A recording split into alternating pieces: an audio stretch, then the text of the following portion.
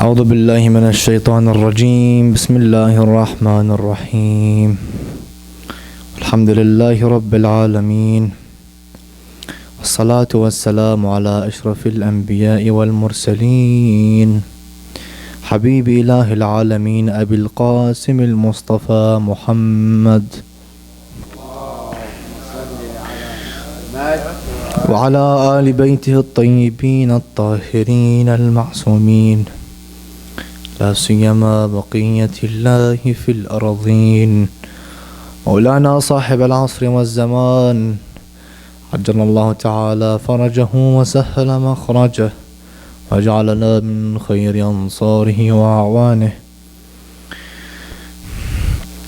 لسلامتكم ولسلامة جميع خدمة أبي عبد الله الحسين، ولتعجيل فرج مولانا صاحب العصر والزمان، طيبوا مجلسنا هذا بالصلاة على محمد وآل محمد.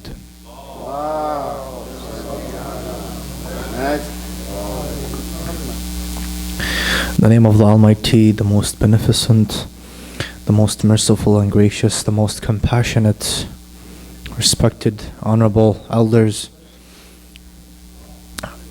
my brothers and sisters in faith, my equals in humanity, I take this opportunity by extending to you my deepest condolences on this tragic occasion. An event today marks the martyrdom of Ali Al-Akbar, salamullahi alayhi. This honorable figure, Ali Al-Akbar, the son of Al-Hussein, salamullahi alayhi, our master. Yesterday we spoke and touched upon a very critical topic, which was, is Islam compatible with the West?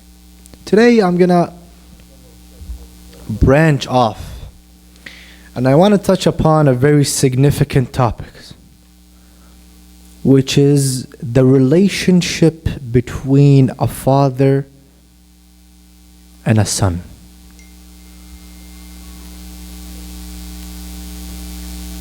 صلوا على محمد وآل محمد.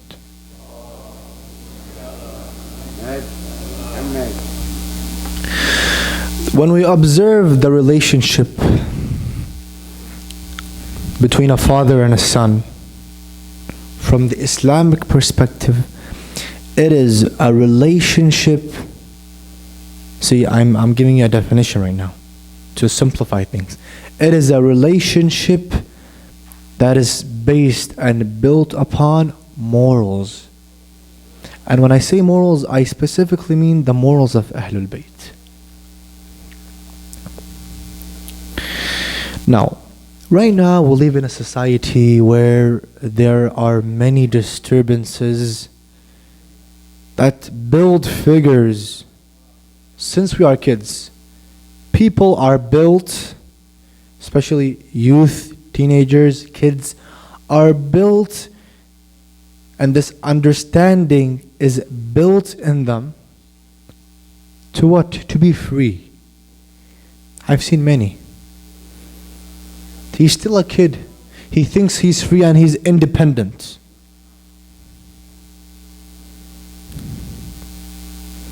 This idea of disrespecting parents, disobeying your father, disobeying your mother, where did it arise from? When your father tells you, oh, what's your name? My son, Muhammad Ali Abbas, come with me to the mosque. Why do you disobey? Why do you say, I don't want to come? When you say, I don't want to come, it is as if you are an independent figure that has his own choices, his own reflections, his own, so basically he's the authority of himself. You're not. The clothes, the food, your bed, everything you have is from your parents. Those honorable two figures in your life. Now that being said, when your father requests you or orders you or asks you, come with me to Abu Dhar Mosque, for example, you got to understand that this request is built upon prior knowledge that your father has. Your father doesn't tell you to come to a place if it doesn't benefit you. But because he knows that your benefit lies in this specific area, he wants you to come. A lot of us, a lot of youth right now, they disrespect their parents. Mom, yes, go to the garage and get me this bottle of vinegar, for example. Get me apple juice. Mom, I don't want, I'm busy playing with my friends. I'm busy playing Fortnite, for example. I see some smiles too. And I'm sure that we all can reflect upon this. Because we all have been in this situation where we are focused on this particular thing, a game, something we like, and then a request from our parents comes. Now here, whether you accept or decline determines who you really are. If you accept your mother's request, when you are in the middle of something you desire, you demand, you're a person who is strong. If you're a person who declines your mother's or father's request, you're a person who is weak and you are empty from any source of morals. Now, I'll share this story with you. There is this person who has a father, and his father, we have fathers sometimes that are strict, and we have fathers that are really light on us, a father, and we've seen many of them, they don't go harsh on the person, on his son. So this father was very easy on his son, very easy, to a level where he would grant him everything.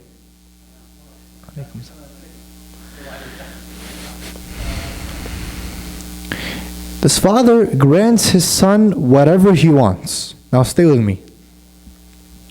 This son, over time, after years and years of all the support from his parents, and we have this going right now in these societies, he decided, when he turned 18, by the way, when he turned 18 and he got a job, he decided, he was like, I want to live alone.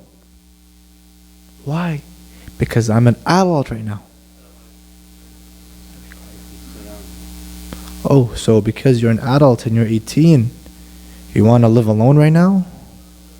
Yeah, man, my parents are old. I want to build my own life, get married, get education. Is this who you really are?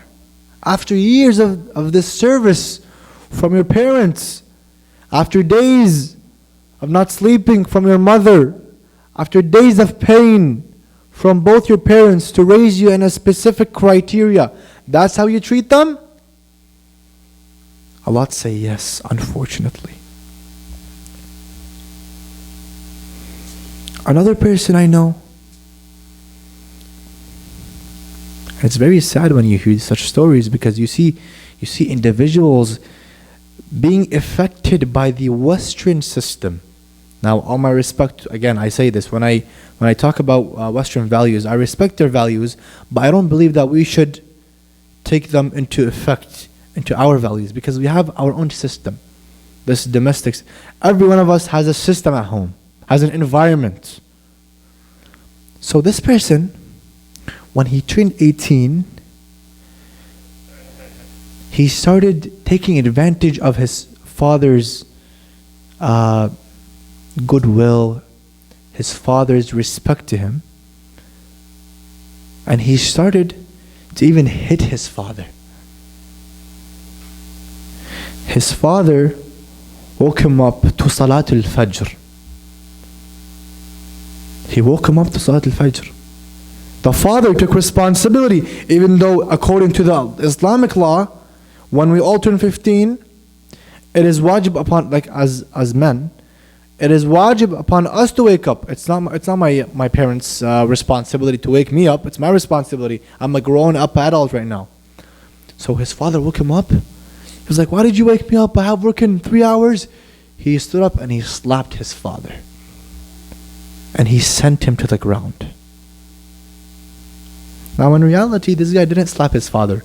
He slapped his life. He slapped his existence.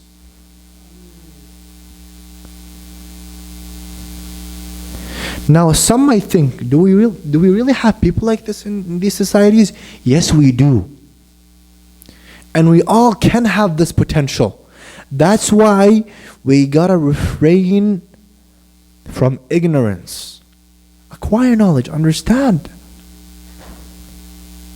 Now this idea of obeying your parents, according to the Islamic lens, is very, very, very significant. Let me introduce you to this ayah. And a lot of you have heard it. Bismillah ar-Rahman ar-Rahim. The Quran says, وَقَضَى رَبُّكَ أَلَّا تَعْبُدُوا إِلَّا إِيَّاهُ. That is very crucial. Allah has judged that you should not obey anybody but Allah. And then He directly moves to another topic. You know, in English right now, if you introduce this to any teacher, it violates the literature system or law. Because when you introduce a topic, you gotta elaborate or argue or give, elaborate in some way. Say something about it. Don't just say, I wanna go somewhere and just stop. The Quranic law, what did it say? Here, because it's trying to show emphasis that these two statements are interconnected. If you violate one, you violate the other. So the Quran says, وَقَضَى رَبُّكَ أَلَّا تَعْبُدُوا إِلَّا إِيَّاهُ, and then directly says, وَبِالْوَالِدَيْنِ إِحْسَانًا. Right away. He interconnects these two, or it's actually one ayah. If you go back to the Quran, it's one ayah. It's one verse. This is another factor. So basically, if you violate this law of obeying your parents, you are not obeying God. You are not obeying God at all. Now, how do we treat our parents? We understand, like us as youth, and me as a person, I'm very clear cut. I'm very honest to parents and to youth, to both figures. Sometimes, I'll give you this. Sometimes our parents don't understand us. And this is something normal, I believe. Why? Because we over here are raised in a certain mentality and a system, and our parents have been raised in a different system. So sometimes when you have something and they have something, it clashes. So what is the best way to deal with these situations? I don't think the best way is by trying to become a man on your father, and you know what? No, I want to force my belief or my values. No. This is not the best way. The Ahlul Bayt, if we would look at their laws and of how they treated their parents, is something very mind-boggling. According to the Ahlul Bayt, you would not be allowed to raise your head in front of your father when you're sitting right next to him. You look down. Who does that? A lot of us, they have the audacity to roar at their parents. Now back to topic. How do you treat your parents when they are rough on you? Or when they don't understand you, for example? Now, we have some youth who believe, for example, he studied over here, he graduated from Algonquin, maybe Carleton, maybe Ottawa, maybe Ryerson, maybe UFT, these universities. And he becomes a professor, for example, and he sees his father, and his father maybe he is a farmer, maybe. Or his father might be a person who doesn't hold a degree. So he takes advantage of this and says, I'm knowledgeable. I'm more knowledgeable than my father. I'm me, man. I've studied for years. I've studied for years. Who is my father, bro? Who's my father? My father doesn't mean nothing. Or maybe he's my father, it's something I respect, but he doesn't have knowledge. I will not refer to him. We have such people right now. Or if he were to ask his father a question, he doesn't feel, he doesn't feel okay from the inside. He feels that there's something wrong. I'm not asking the right person. Now, how do you treat your father when he's, or your mother when they're in a situation where they don't understand you? And I've discussed this with many of my brothers and sisters on the minbar as lectures. I've told them that, see, the best way is dialogue. Have a discussion. Don't let it arrive to a level where, no, I want this, no, you want this, and then you yell, and then your father throws, I don't know, a bottle of water at you, or a cup, and then you leave the house. And your father yells at you. Tell him, Father, I respect you. Whatever you do, you're my father, I love you. Even maybe kiss his hands, his forehead. Tell him, Father, I'm sorry if I was the reason for you to be angry, but I would like to discuss with you something. As a father, do you feel this responsibility to discuss with me? That's how we should treat our parents. Tell them, Father, I want to discuss with you. I'm going through a hard situation right now. I'm being bullied, for example, at school, like if you were to be. I am facing some relationship problems with my fiance, maybe, my wife, for example, stuff like that. You sit with him and you discuss with him.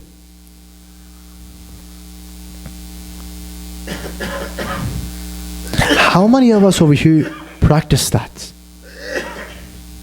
A lot of us don't do that. Why? Because, and I remember saying that says you only know the values of your parents, and even the hadith state that you only know the values of your parents when they leave. Once they leave, you know who they truly are. That's why every single day, once you see your father and mother, thank God, because some people don't have a father. Maybe they have not seen him. Maybe he went to war and he died.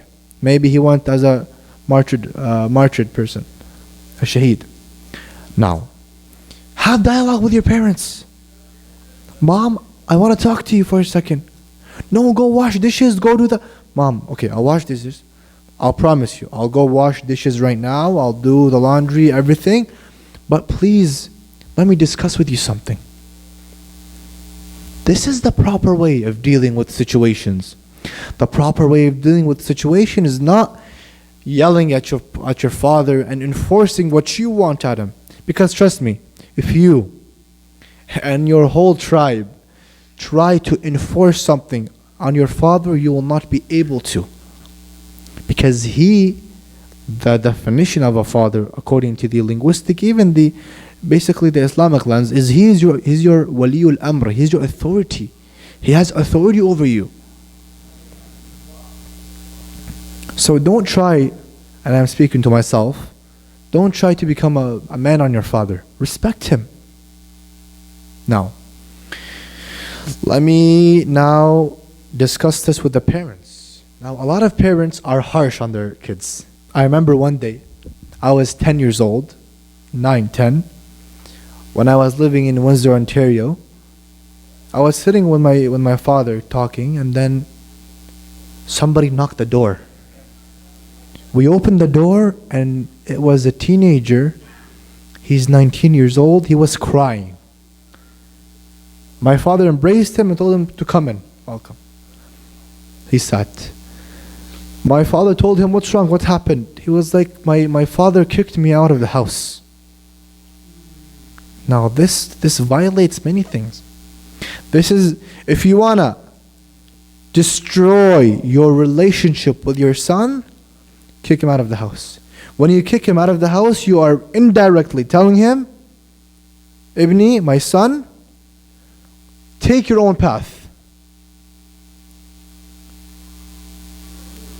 In reality, all of us, everyone, should see his son as a project.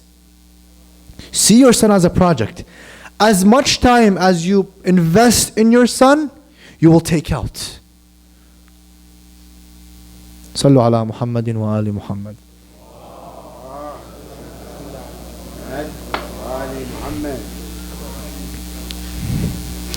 As much time as you have, as much time as you spend on your son, consider him as a project. I'm sure a lot of us, if they were to consider or take their sons as projects, we will all be civilized people and knowledgeable people. Why?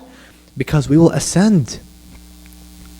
Now, unfortunately, a lot of parents don't take their sons as projects. Yes, they give us food, they give water, they give sustenance, house, shelter. Yes, thank you very much. We appreciate that. But I want knowledge too. Feed me, but feed my intellect, feed my mentality, feed my lifestyle. So, my father was like, what happened to you? He was like, my dad kicked me out of the house. Now, it's a good thing that this guy decided to come to my father because he knows that he's a sheikh and he can fix things. Other teenagers were to take another decision and go to his, I don't know, to his friend, go to other places. My father, he took him, he was like, calm down. He spoke to him, told him about obeying parents. He heard the situation. It was basically some tension in a discussion, and then the father kicked him out of the house. My dad went to his father and he was like, what did you do right now?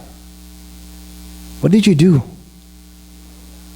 You were this close in the contribution to destruct your son, to destruct his inside and outside. You kicked him out of the house? You kicked your son out of the house. What does that mean? That means you don't show any value. Yes, put him under detention, for example. Put him in trouble. Don't talk to him. Leave him. Last time I was reading an article regarding punishment versus mindfulness. Which one is more effective? Mindfulness means meditation. This article was speaking about which one has more effect. It was an experiment done in the US. I forgot which university it was. Anyway, so what happened is they got, every class has these couple of students who are clowns, basically. They love to play around and do things and be popular or yell at the teacher, jump, throw erasers around, pencils, do some next level stuff. So what happened is this institute decided to take these students and put them in a room of meditation where they meditate. So they took them every single morning before school starts. They put them into this chamber, into this room where they meditate. So the proper way of meditating is you put your hands on your legs like this, and you push your chest to the front, and you close your eyes and breathe, and you try to isolate yourself from any thought. They did this over time, 1, 2, 3. They noticed that the effect that meditation and mindfulness had, this impact, it was greater than punishment. A lot of people, why did you do that? He hits his son. Why? Why does it have to go to the level where you hit your son?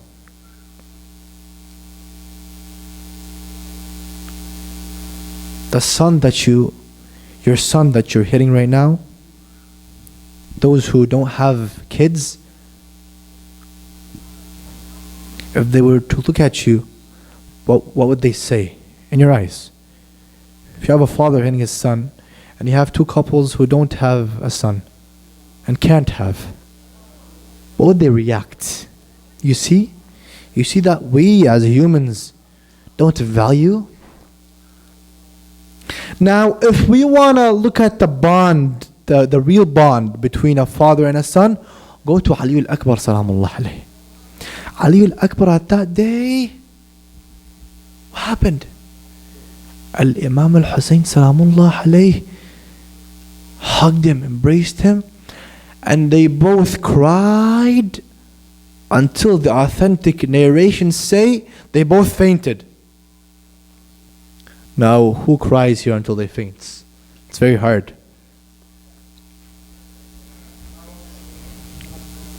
Who cries until they faint? They cried until they fainted. This is a true bond. In the eyes of Ali al-Akbar, his father was not only his father, he was his father, his mate, his friend, his everything. In which it reached a level where he had to die. And in the eyes of my master, Abi Abdullah al-Hussein, same thing. He saw his son as his project, as his everything. He saw his son as his combination of efforts that he formed.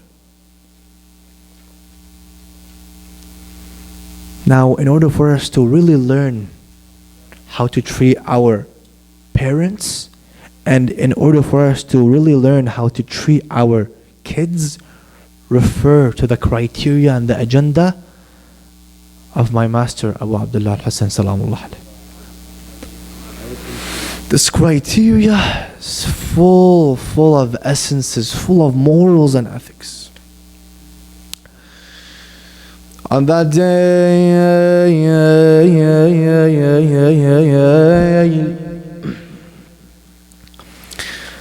Abu Abdullah al-Hussein was seen calling, Allah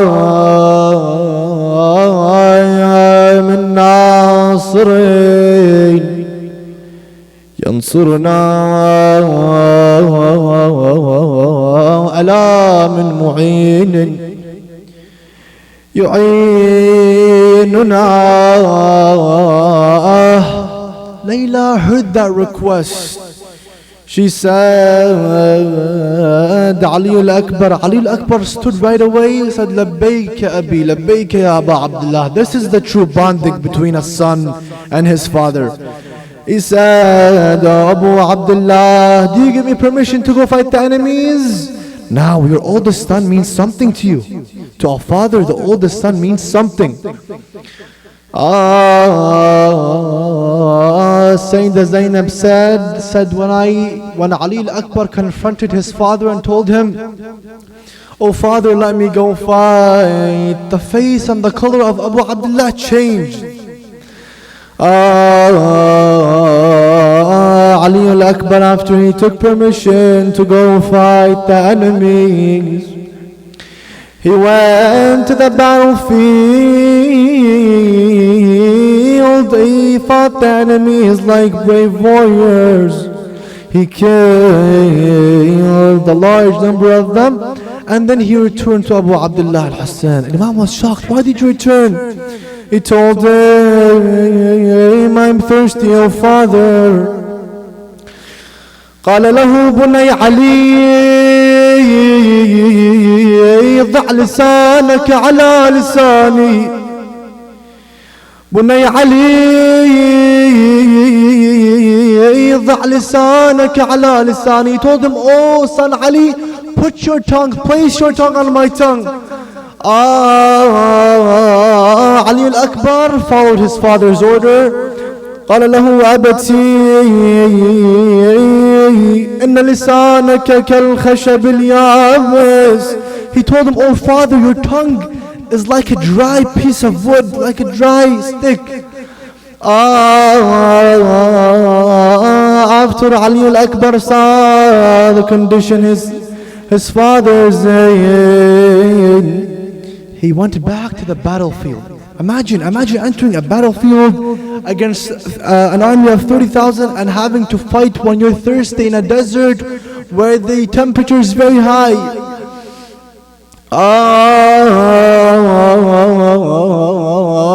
Ali al-Akbar went to the battlefield. He fought the enemies until he was struck on the head. He fell. قال يا أبي يا أبا عبد الله. Imagine, so when he fell, the horses took his body to the camp of the enemies. When the body arrived to the camp of the enemies, they took advantage of this. They started hitting him from every side, from his legs, from his head, from his chest, from his hands. Al-Hussein Salamullah alayhi couldn't handle the situation. Sayyidah Zainab states that Abu Abdullah al-Hussein it's like as if he faced death. It's like as if he died.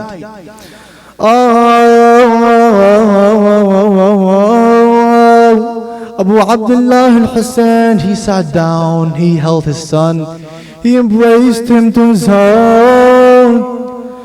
قال ولدي علي على الدنيا بعدك العفا. Wow, these words are very, very painful. If you were to look into the essences and the linguistic meaning of the words, he's saying that the world means nothing after you. Remember, when the Imam says something, the divine message is like that. This is a divine statement.